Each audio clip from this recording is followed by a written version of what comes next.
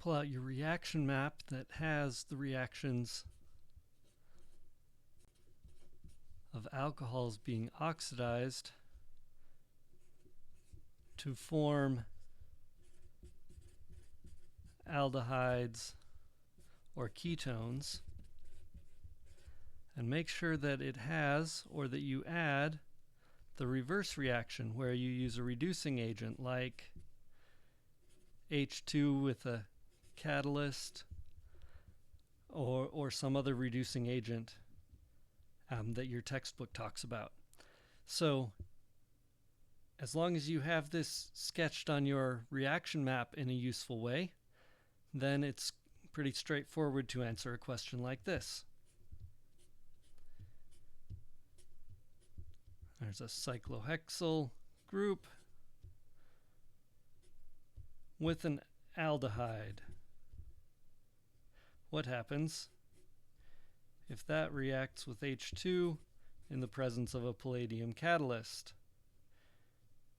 Well, we just add more H's. The carbons all stay the same, but our double bond to O becomes a single bond to an OH. And we now have two hydrogens attached here. We can turn it around and say, okay, this time we know the product. And our product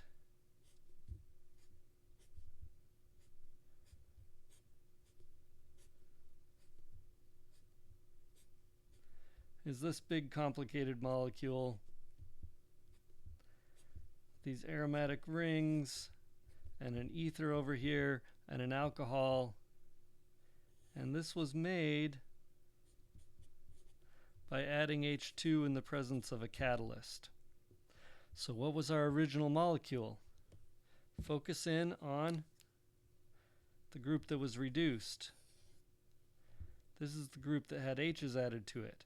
These didn't get reduced. These are still oxidized aromatic rings, not reduced cyclic alkanes. You can't reduce an ether, so this is the part that got reduced. Redraw the carbon backbone all the same.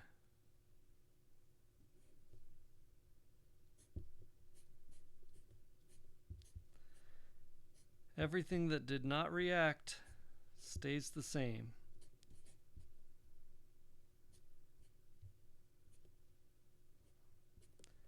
Now what's changed is we needed an aldehyde to react to form that alcohol. Let's do a third one, just because we can.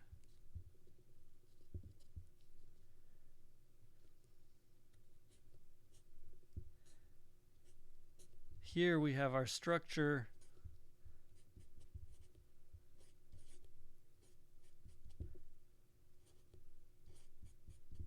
partly in a condensed form. So I'm going to redraw it all as line angle.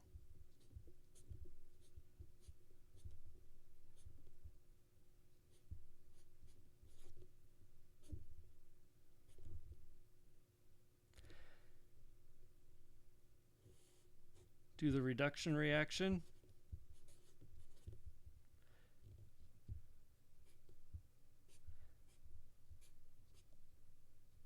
The carbons all stay in the same places. We're just changing our H's.